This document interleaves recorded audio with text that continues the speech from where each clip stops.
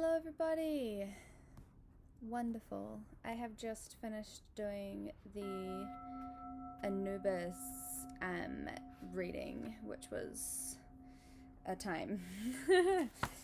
Right, so I've got my book and I use my book to scribble down notes while I tune in and receive messages for us.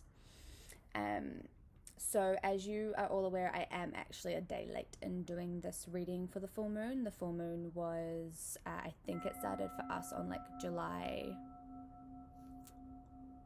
4th, 5th, 6th, yeah. So we're at July 6th now. So we're kind of like in the middle, but kind of teetering off towards the end of the full moon days. So I thought it would be helpful to post this video actually as a, I guess like an introduction to like how I will be conducting these readings and give everybody a bit of a, like, I don't want to say the word freebie because everyone deserves to have this knowledge. So yeah, I'm just going to turn that music off because it's really loud. So welcome. And it is my absolute pleasure to be going down this road of like finally having enough guts to share my soul transformation and share a part of my purpose with the wider soul family. I was always very nervous to, I was going to say like expose the side of myself. It's not necessarily like exposing the side of myself, but just sharing it. And I believe that the people who need it will find me. And if anyone's like, man, that chick's like freaking nuts, then they won't stay. So that's fine. So the moon for July is the buck moon or the thunder moon. And this moon is apparently 3 times more potent because it is in a lunar eclipse. So the lunar eclipse has obviously come and gone in the last, I believe, 24 hours. And I took the time to really sit with not only doing my own research on what this moon means and kind of like what it is reflecting about the world around us, but also just to channel through like some of my own messages through doing oracle card readings. And I also have a really beautiful tarot deck that I did use for this month's Soul Collective reading. So going into our lunar reading and lunar analysis for this month, I'm not an astrologer. I go base a lot off intuition, and some of the resources that I have kind of give me like surface level information. I'm kind of more interested in like how we can use the lunar cycles to aid in our transformations of self, and kind of reflecting on like our months and kind of like giving us like a bit of a forecast, I guess, of like what we can kind of expect as the months go on. I am definitely a lunar baby. The moon, it affects me. Sometimes I feel like I sprout hair and grow teeth and want to rip off my clothing and go gallivanting through the woods. Yep, it's a time. So the stones, I am a crystal person. I definitely love having crystals around me. If you could see my bedroom right now, I've got them all across my windowsills. And the stones that I have received as being helpful through this month are our moonstones, selenite, tiger's eye, obsidian, carnelian, and sun aura quartz. So I did this reading before I really like sat down and did like research on it, and it turns out that the sun aura quartz was actually to do with the fear transformation and the healing transmission video that I did for our soul collective. So the sun aura quartz was kind of like leaning towards like solar plexus and kind of realigning that chakra point. So that one is definitely like more aimed at like our deep-seated fear that we all seem to be experiencing at the moment, not only individually but as a collective And this is definitely represented through some of our movements with social justice and questioning our social structures at the moment. So I will kind of shed like a little bit of light on that, but again, treating it with a little bit of gentle approach. I'm not going to go barreling into any sort of politics here, but we all are very much aware of what is going on in our world currently. So 2018 to now, the eclipses have been in Capricorn Cancer axis, and they have been occurring since November 2018. This full moon sees the last eclipse on this axis, which means that I couldn't quite remember like what the next kind of duo is, but I believe it's something like Gemini Sagittarius or something along those lines. So that's going to be an interesting time.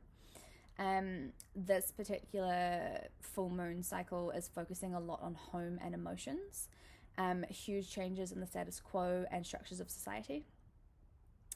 The Saturn, it says here Saturn has begun on July 1st in a retrograde back into Capricorn, which means that we're looking, and also a lot of us in our Saturn returns at the moment as well.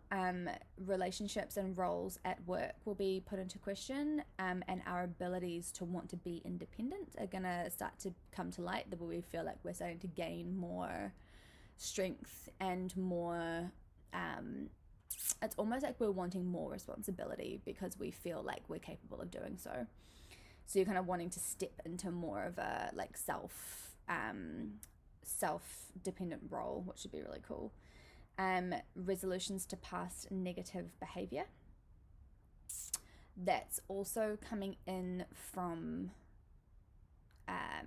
from yourself, but also within the relationships around you. So I personally have been experiencing a lot of this. It's almost like clearing out anything that is expired that you are too freaking scared to move yourself. And it's just like the stank is getting so bad that you can't ignore it anymore. This moon has been particularly prevalent as like that's enough. Like it's time to get on with it.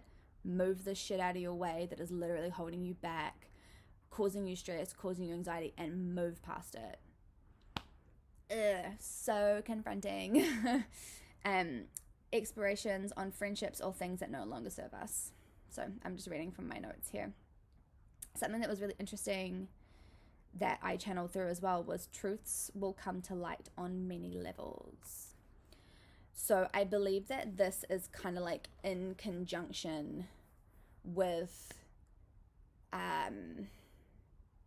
like work associations where you're wanting to kind of like step out from under someone's shadow and step into your own light and start to really make headway with what you believe is right for you and where you really see like your career going. But also within like relationships that have been maybe going a bit wonky for a while, and kind of like you may have been telling yourself like half truths about this particular person or particular group of people or whatever, and suddenly you're really feeling like you are not aligning with it any longer and you want to take a step back from it, you want to sever those cords, whatever, however intense it is for you. That's been popping up in your mind quite a lot. Me too. And some of the questions that have kind of like arisen here is, can we move forward once we've seen the truth? Can we repair these situations and our relationships?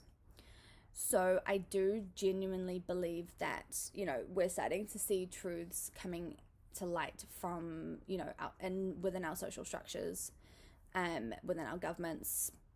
There's a lot of upheaval from our collective energy that is it's just absolutely screaming out for truth. And it's screaming out for integrity, and it's unfortunate that we don't really have leaders in positions of power at the moment who are integral people, and that can be very frustrating. But again, there's power in numbers. You know, together we're unified, and the stronger we are, we're stronger together than we are separate. So if our collective is really really needing social change, and starting to question the systemic structures, then that's great.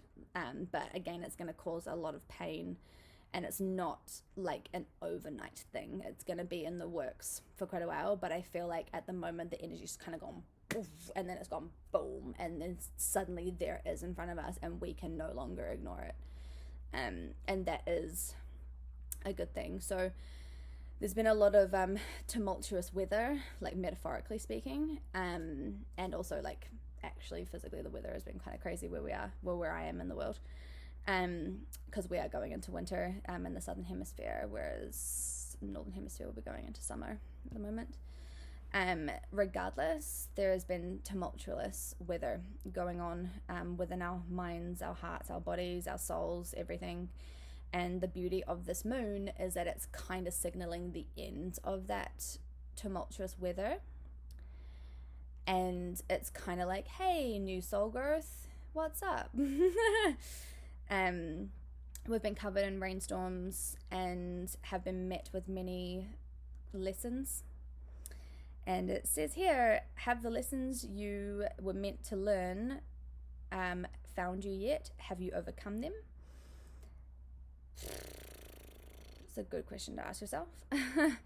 And then if not, the buck moon will highlight these through restlessness and agitation when they cross your mind. I can't even read my own handwriting sometimes. So, new soul growth. Sorry, I thought my computer just died just then. New soul growth out of tumultuous weather. We've been covered in rainstorms. Have the lessons you were meant to overcome found you? If you've been feeling particularly restless and anxious, I mean, New Zealand has kind of gone through lockdown and come out the other side with, not as much chaos, still kind of, on the outside of our bubbles. But the rest of the world is kind of in and out of lockdown, not lockdown, social distancing, still having deaths, all this stuff from COVID. And I don't necessarily think that my reading here is about that kind of thing. It's more about how you are perceiving what's coming with that. So like how it's affected you mentally. Like, has it really highlighted things for you that have made you go into a mental anxiety spiral? Have you felt helpless? Have you thought about, oh, well, I could do this to make a difference, but you haven't? And I also was very overcome with depression because I felt like I was experiencing not huge, massive bereavements or massive losses, but it was like an accumulation of little losses that ended up making this big loss monster. And then I got terrified of losing more things.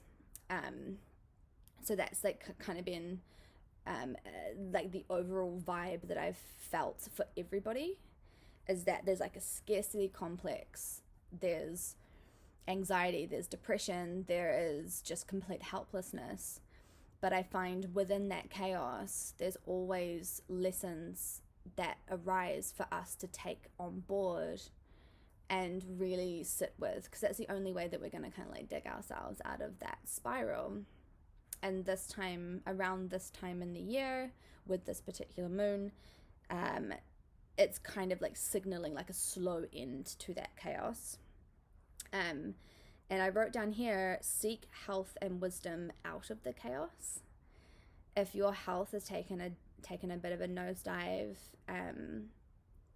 it's a good idea to sit back and kind of reassess certain things. So one of my spiritual teachers has mentioned fasting, and I just really struggle with fasting because I used to have anorexia, and I find that if I fast, I'm worried that I'm falling back into that habit, and will it become a habit, and so it's about finding what is going to be useful to you, but really sitting back and contemplating on how you got yourself into your mess of health, and then assessing how you can get yourself out and actually putting it into practice. Make it a priority.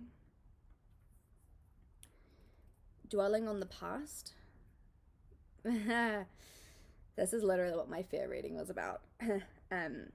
Learn from the worst of the past and use the positives to build upon it. It is time to take your first steps forward in a new chapter of your life. Every month is a new chapter. Every day can be a new chapter in your life. If you've been feeling particularly stagnant, filled with regret, and just kind of like succumbing to your like negative emotions and allowing them to like really like tumble on top of you, you can wallow in your misery for a little while. But as long as you stand up and you face the chaos and you face the fear, you will begin to take steps forward.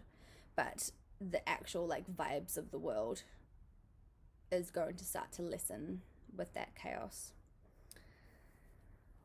Seek the wisdom out of the chaos. Thank you, universe, for your cryptic messages. So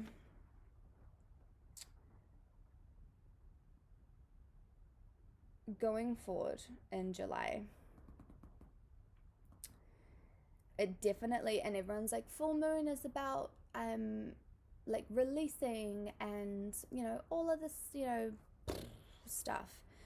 I kind of disagree with that.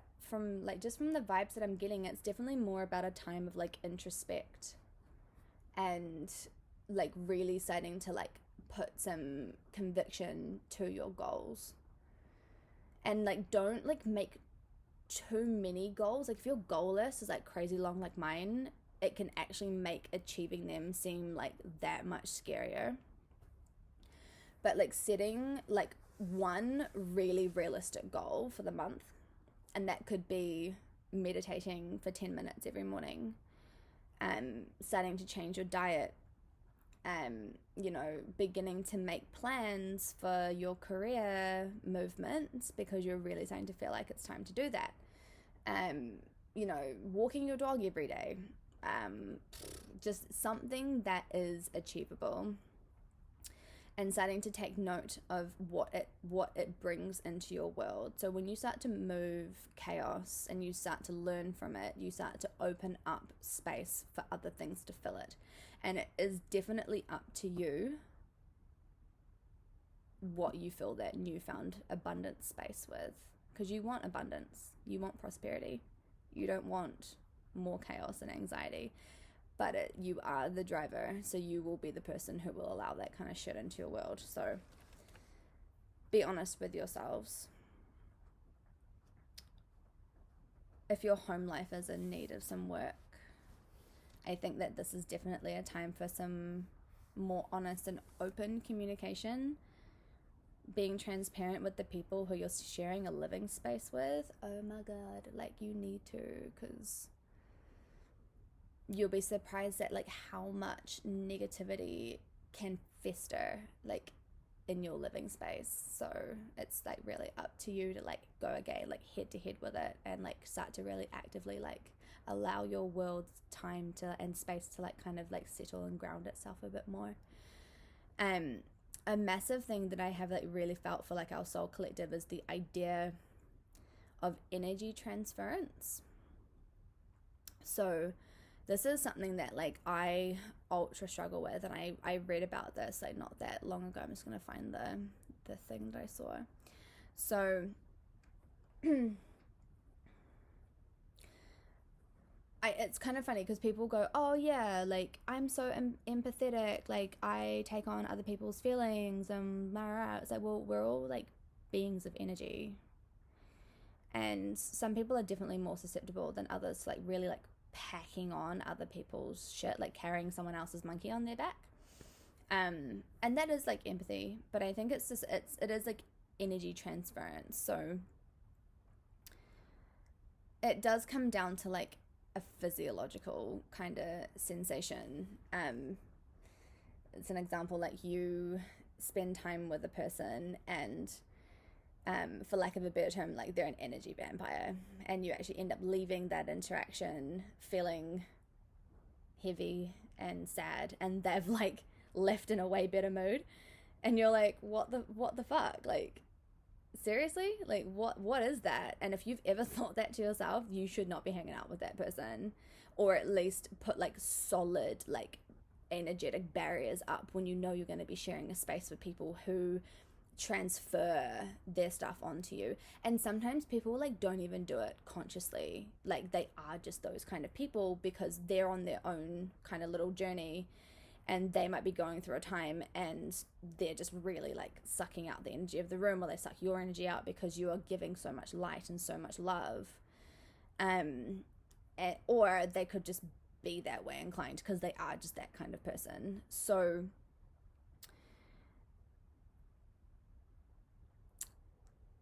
we kind of need to like remain grounded and cultivate a safe area for us to interact with others. So instead of like, you know, hearing people's like emotional stories and like sharing empathy and sharing communication and conversations, like that's all well and good, and like definitely like continue to connect with your people, because sometimes these people who are energy vampires, that they need you more than others, but it's about like how you protect yourself. Be an oil slick, go into these places thinking nothing is going to stick onto me, my energy is for me, and I will connect to a greater source and allow the source to heal them. Like, don't spend your energy healing them, because more often than not, and I am such a criminal for this, and I've only just learned how to like not do it, is going into a place, sharing an emotional conversation or an emotional connection with somebody, and then you take on their weight and their energy, and they leave with yours. So we want to be able to still be of service to the greater good and be of service to our people, but we just want to make sure that we're doing that in a healthy manner. So energy transference is definitely a big thing, and you can find that it will be happening like in your home life and your stagnant, expired relationships. And if you spend time with people who like there's like a group of them and they're all like sucking each other's energy, you literally like go in and come out feeling like you've just gone through a black hole, and it takes you like a couple of hours, if not days, to like recover from it. So just being aware of the energy that you're encountering on a daily basis, the conversations that you have, and just like implement practical, conscious mental tools to deal with it, and don't feel responsible for taking on somebody else's pain, because it's not yours to bear, it's theirs to bear, but you can offer support to them without having energy transference. So I think that while we're all kind of going through this like collective social structure upheaval and going through this like kind of coming out the other side of chaos, and we're all going to be feeling pretty like raw and vulnerable, like just remember that like you are your number one priority, because if you are depleted and tired and fucked, you're going to be of no use to yourself, let alone anybody else. So really like practice that like positive kind of like self-love, yeah, and just like go easy on yourselves, because we're all going through a really weird time. But July should be an interesting month. Obviously the whole world isn't just going to magically get better in a month, but you might find that your little subjective worlds and your introspective worlds will start to kind of like give you little pathways of relief, or at least pathways of progress. So yee I love you guys, and I will see you next month for July reflection, August stuff. Hopefully we can say a good old sayonara to the chaos that was June. See you soon.